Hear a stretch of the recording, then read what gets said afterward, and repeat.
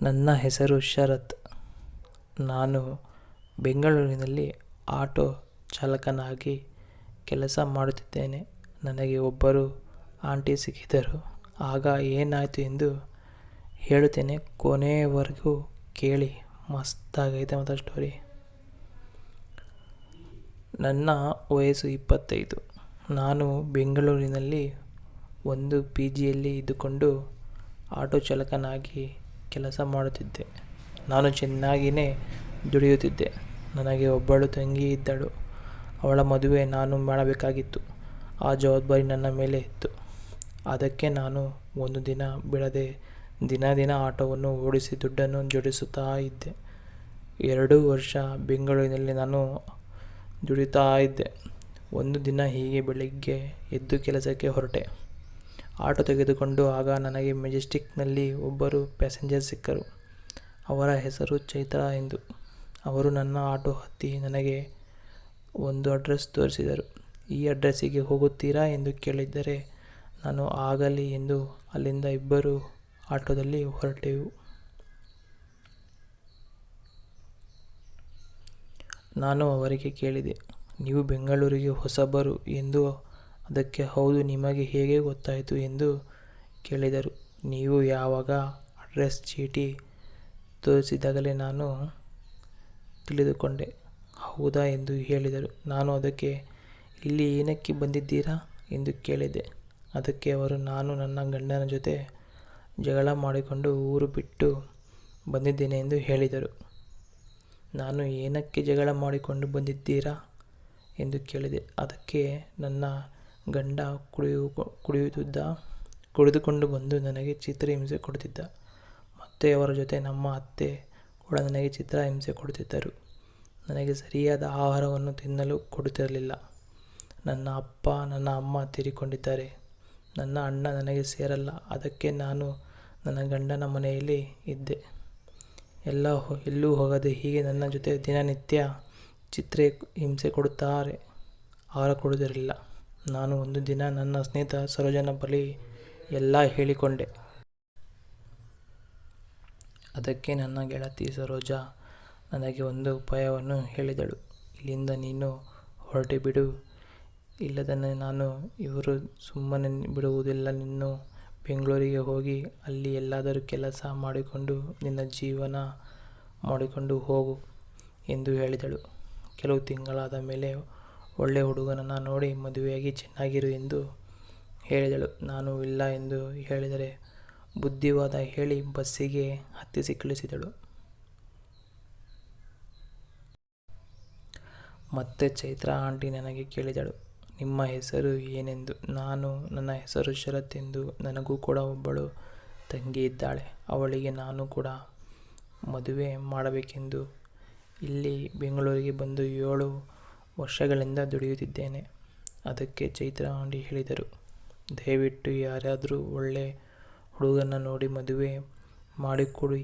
ಕುಡಿಯುವವನಿಗೆ ಕೊಟ್ಟು ಮದುವೆ ಮಾಡಬೇಡಿ ಎಂದು ಹೇಳಿದರು. ನಾನು ಅದಕ್ಕೆ ಆಗಲಿ ಎಂದು ಹೇಳಿದೆ. ಮತ್ತೆ ಅವರು ನನಗೆ ಕೇಳಿದರು, ಶರತ್ ಅವರೇ, ನಿಮ್ಮ ಮದುವೆಯಾಗಿದೆಯಾ ಎಂದು. ಅದಕ್ಕೆ ನಾನು ಆಂಟಿಗೆ ಹೇಳಿದೆ, ಇಲ್ಲ ಎಂದು ಹೇಳಿದೆ.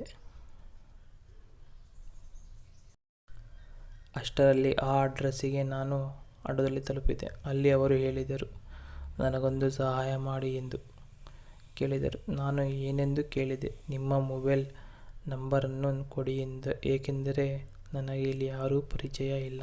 ಏನಾದರೂ ನಿಮ್ಮಿಂದ ಸಹಾಯ ಬೇಕು ಎಂದಾಗ ನಿಮಗೆ ನಾನು ಫೋನ್ ಕಾಲ್ ಮಾಡುತ್ತೇನೆ ಎಂದು ಹೇಳಿದೆ. ಮಾಡುವಾಗ ಎಂದು ಫೋನ್ ನಂಬರನ್ನು ಕೊಟ್ಟು ಬಂದೆ. ಆಗಲಿ ಎಂದು ಫೋನ್ ನಂಬರ್ ಕೊಟ್ಟು ಬಂದೆ. ಚೈತ್ರಾ ಅವರು 1 ವಾರ ಯಾವುದೇ ಮೆಸೇಜ್ ಆಗಲಿ ಕಾಲ್ ಆಗಲಿ ಮಾಡಲಿಲ್ಲ. ನಾನು ಸುಮ್ಮನಾಗಿದ್ದೆ. ಹೀಗೆ ಒಂದು ಸಂಜೆ ನಾನು ಕೆಲಸ ಮುಗಿಸಿ ಮನೆಯಲ್ಲಿ ಕೂತಿಕೊಂಡೆ. ನನಗೆ ಒಂದು ಮೆಸೇಜ್ ಬಂದಿತು, ಹಾಯ್ ಎಂದು. ನಾನು ಯಾವುದೋ ಹೊಸ ನಂಬರಿಂದ ಮೆಸೇಜ್ ಬಂದಿದೆ ಎಂದು. ಯಾರಿದು ಎಂದು ಕೇಳಿದೆ. ಆಗ ಅವರು, ನಾನು ಚೈತ್ರಾ ಎಂದು ಹೇಳಿದರು. ನಾನು ಹೌದಾ, ಚೆನ್ನಾಗಿದ್ದೀರಾ ಎಂದು ಮೆಸೇಜ್ ಮಾಡಿದೆ. ಚೆನ್ನಾಗಿದ್ದೇನೆ, ನಾನು ಕೂಡ ಈಗ ಕೆಲಸಕ್ಕೆ ಸೇರಿದ್ದೇನೆ ಎಂದು ಹೇಳಿದರು. ಅವರು ನನಗೆ ನಾಳೆ ಭಾನುವಾರ ನೀವು ಫ್ರೀ ಇದ್ದೀರಾ ಎಂದು ಕೇಳಿದರು. ನಾನು ಅದಕ್ಕೆ ಇಲ್ಲ, ನಾನು ಫ್ರೀ ಇಲ್ಲ, ನಾನು ದಿನಾಲೂ ಆಟೋ ಓಡಿಸಲು ಹೋಗುತ್ತೇನೆ ಎಂದು ಹೇಳಿದೆ.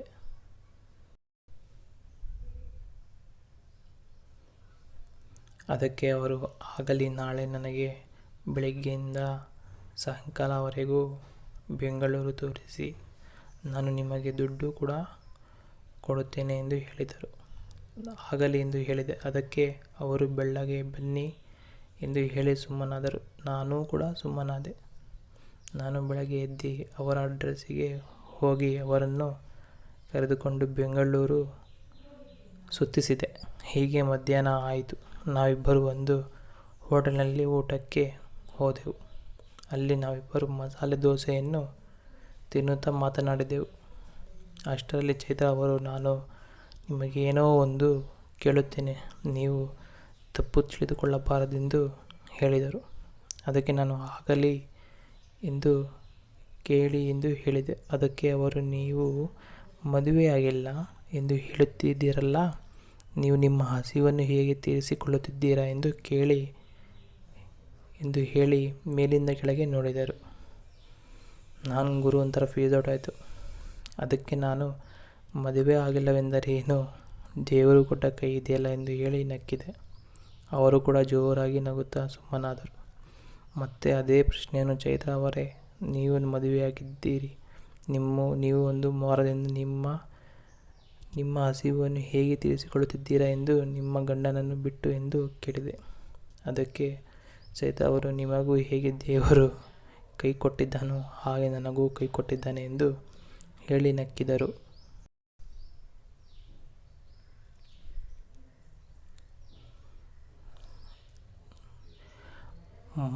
ಅಲ್ಲಿಂದ ನಾವು ಬಿಲ್ಲನ್ನು ಕೊಟ್ಟು ಅವರ ಮನೆ ಕಡೆ ಹೊರಟೆವು. ರಸ್ತೆಯಲ್ಲಿ ಅವರ ಮನೆ ಸಿಕ್ಕಿತು. ಅವರು ನನಗೆ ದುಡ್ಡು ಕೊಡಲು ಬಂದರು. ನಾನು, ಬೇಡ ಚೈತ್ರ ಅವರೇ ಎಂದು ಹೇಳಿ ಸುಮ್ಮನಾದೆ. ಅವರು ದುಡ್ಡು ಕೊಡಲು ನನಗೆ ಎಷ್ಟೋ ಹಿಂಸೆ ಮಾಡಿದರು. ಆದರೆ ನಾನು ದುಡ್ಡನ್ನು ತೆಗೆದುಕೊಳ್ಳಲಿಲ್ಲ. ಕೊನೆಗೆ ಅವರು, ಆಗಲಿ ಬನ್ನಿ, ನಮ್ಮ ಮನೆ ಒಳಗೆ ಕೂತಿಕೊಂಡು ಟೀಯನ್ನು ಕುಡಿದು ಹೋಗುವಂತೆ ಹೇಳಿದರು. ನಾನು ಆಗಲಿ ಎಂದು ಹೇಳಿ ಒಳಗೆ ಹೋದೆ. ಅವರು ನನ್ನ ಹತ್ತಿರ ಬಂದು, ಇಲ್ಲಿ ಯಾರೂ ಕೂಡ ಇಲ್ಲ, ನಾವು ಏತಕ್ಕೆ ಇಬ್ಬರು ಸೇರಿ ಊಟವನ್ನು ಮಾಡಬಾರದೆಂದು ಹೇಳಿದರು. ಅದಕ್ಕೆ ನಾನು ಸರಿ ಎಂದು ಹೇಳಿ ನಾವಿಬ್ಬರು ಎಷ್ಟು ಗಂಟೆಗಳ ಕಾಲ ಊಟವನ್ನು ಮಾಡಿ ಚೆಲ್ಲಿದೆವು. ಎಷ್ಟೋ ವರ್ಷಗಳಿಂದ ಇಲ್ಲದ ಸುಖವನ್ನು ಪಟ್ಟು ಅಲ್ಲಿಂದ ನಾನು ಮತ್ತೆ ಹೊರಟು ಬಿಟ್ಟೆ.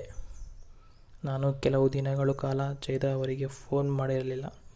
ನನ್ನ ಮನಸ್ಸಲ್ಲಿ ಅವರ ಮೇಲೆ ಪ್ರೀತಿ ಹುಟ್ಟಿದ್ದು ಅವರಿಗೆ ಹೇಳೋಣ ಎಂದು ಕಾಲನ್ನು ಮಾಡಿದೆ. ಚೈತ್ರ ಅವರು ನನ್ನ ಕಾಲನ್ನು ಎತ್ತಿ ಮಾತನಾಡಿದರು. ಹೇಗಿದ್ದೀರಾ ಶರತ್ ಎಂದು ಹೇಳಿದರು. ನಾನು ಚೆನ್ನಾಗಿದ್ದೇನೆ.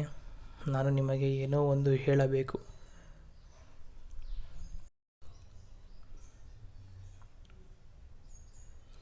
ಅದಕ್ಕೆ ಅವರು, ಹೇಳಿ ಎಂದು ಹೇಳಿದರು. ನಾನು ನಿಮ್ಮನ್ನು ಪ್ರೀತಿ ಮಾಡುತ್ತಾ ಇದ್ದೇನೆ ಎಂದು ಹೇಳಿದೆ. ನಿಮಗೆ ಏನೂ ತೊಂದರೆ ಇಲ್ಲದಿದ್ದರೆ ನಾನು ನಿಮಗೆ ಮದುವೆಯಾಗುತ್ತೇನೆ. ನಾವಿಬ್ಬರು ಕೂಡ ಸಂಸಾರ ನಡೆಸಬಹುದೆಂದು ಹೇಳಿದೆ. ಅದಕ್ಕೆ ಅವರು ಖುಷಿಯಾಗಿ ಆಗಲಿ ಎಂದು ಹೇಳಿದರು. ಒಂದು ದಿನ ನಮ್ಮ ಸ್ನೇಹಿತರ ಜೊತೆ ದೇವಸ್ಥಾನಕ್ಕೆ ನಾವಿಬ್ಬರು ಬೇಗ ಹೋಗಿ ಮದುವೆ ಆದೆವು. ಈಗ ನಾವು ಒಂದೇ ಮನೆಯಲ್ಲಿ ಇದ್ದುಕೊಂಡು ಸಂಸಾರ ನಡೆಸುತ್ತಾ ಇದ್ದೇವೆ. ಇದು ಕಾಲ್ಪನಿಕ ಕಥೆ ಅಷ್ಟೇ.